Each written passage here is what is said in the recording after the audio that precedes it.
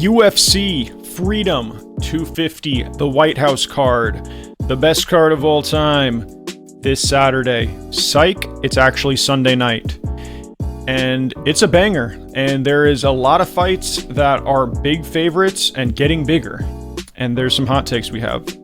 Starting in the very first fight of the night, we're breaking down top to bottom. We get Steve Mean Machine Garcia against Diego Lopes, and starting out the card with an underdog. I've been trying to fade Diego Lopes.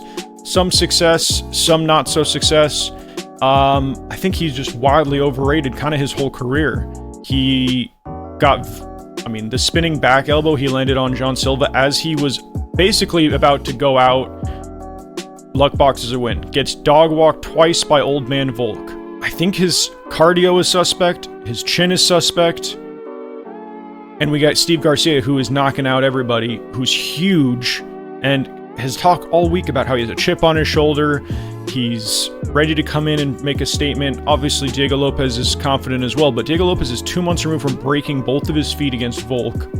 And you got to make a dog play somewhere on the card, and I think in the first fight of the night, plus 135, Steve Garcia, in what's likely to be just a striking affair. Give me the bigger guy who throws more volume, who lands more volume, who has more power. I think Steve is primed for an upset here. Will I be shocked if Diego beats him? No, not at all. But laying chalk on Diego Lopes is not something that I do. It's not something I'm going to do a UFC Freedom 250. Give me Steve Garcia by second round knockout in what is going to be a firefight. It's a great fight to open the card. Both guys are coming in to throw down, but I'm taking the upset. Give me Steve Garcia to land the bigger, more powerful shots. When Diego's touching his neck, Steve's gonna catch him. Steve Garcia plus 135. Let's go. Don't hate KO. Don't hate KO in the second or third round. Kyle Daukaus going up against Captain America, Bo Nickal. Actually, I'm taking away. Michael Chandler can be Captain America. Bo Nickal's just Bo Nickal. We're taking Kyle Daukaus here. It is simply I need to see it before I believe it from Bo Nickal. I don't think he's going to be here actively grappling. I think he's going to be not scared of, but a little concerned with the grappling of Kyle Daukaus. And at plus 300 in a striking fight, give me Kyle Daukaus. We've seen him show tons of improvement. He's finishing all the guys, a lot more experience. He's huge. I don't think he's going to be afraid of the moment. Bo Nickal seems to thrive in a fight where he is in complete control, and as soon as it starts to get a little bit hairy, it's tough to say because he's so little experience that to make, a big judgment on, but it seems like if he's not in complete control, things start to go off the rails pretty quickly. Kyle Daukaus, great submission grappler, throws a ton of volume, he's huge. Maybe the chin is a little suspect, but I don't think Bo is going to come out and be able to take advantage of that. He got beat pretty bad against RDR, kind of just got walked down. And then he beats Rodolfo Vieira in a 15-minute striking fight, and now he's minus 400 against a guy who's really well-rounded, who's young, kind of coming into his prime. And he's plus 300? Yeah, give me Kyle Daukaus. Money line, I like maybe round 2-3 submission. If Bo starts to get a little desperate, the pace is a little bit up, starts to shoot a lazy takedown. Kyle grabs the neck. I could see it. Give me Kyle Daukaus money line. Plus 275, 2-3 finish also looks good. Starting the card with two dogs, more than likely, the dogs don't come through. But there's value on their line. Absolutely. I think the fight is closer than both lines indicate. Man, this next fight, I kind of want to say the same thing, but man, has it been easy to fade Michael Chandler. But, does America's champion, Captain America himself, come out on the White House lawn with a singlet on? If he does, he's got a chance to win this fight. I think that's what we're going to need to see. Does he come out and shoot takedowns? If he does, I think the fight could be there for him to win. At plus 500, how wrong can you be? More than likely, hey, Mauricio Ruffy knocks out a 40-year-old semi-gassed, bad chin Michael Chandler is not really a take. I think his money line's minus 700. KO is probably... KO's minus 200. Like, it's obviously the most likely outcome. It's not a fight that I don't dislike looking for a live entry on. If Michael Chandler gets out of the first, and you can see maybe he shoots a takedown here or there, doesn't get put down too quickly, I think there's a chance for a live line at a huge number. Man, I don't want to talk myself into all these dogs. The first two I think are pretty good. The third one, it's like you're taking a 40-year-old who wants to be an action fighter against a guy who's a way better striker. It's like, how wrong can you be at Michael Chandler plus 500? If he doesn't get knocked out in the first, which is obviously very live, then I can see an argument for it.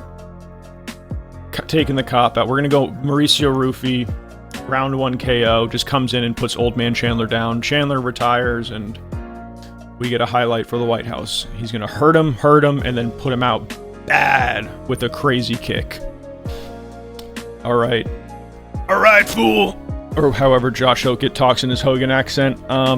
Yeah, we're taking Josh Hokit here. This is a pretty obvious one.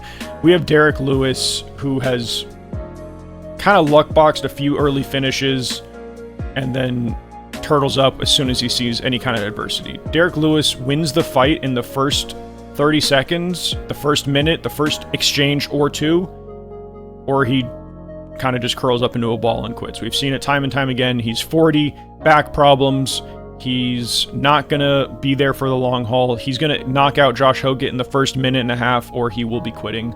Josh Hokit KO. I don't think Derrick Lewis... I don't think Josh Hokit's going to be able to, is a strong word, but I don't think he's going to want to get the submission. I think he's going to get on top of Lewis, make him work, and then, I don't know, ride him like a donkey, do the thing on top of him, pound him out, and we get a Josh Hokit ground and pound TKO.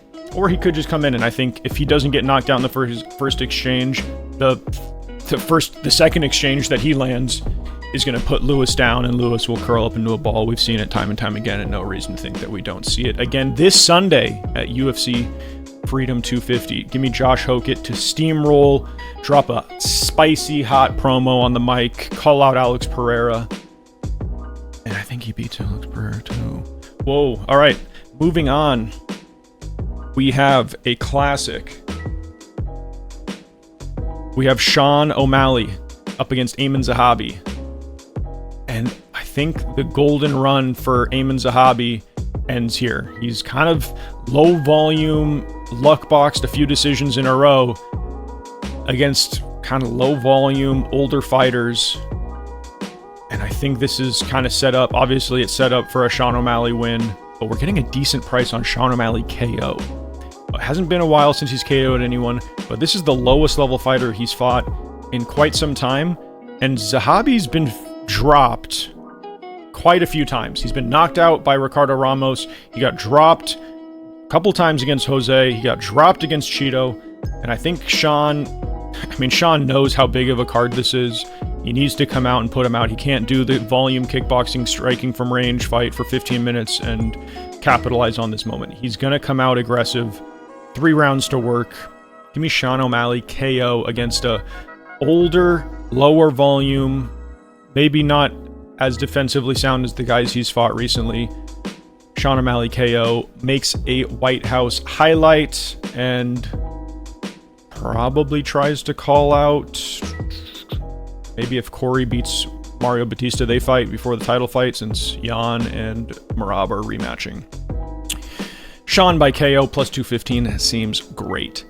And now, this is a classic do you know ball fight.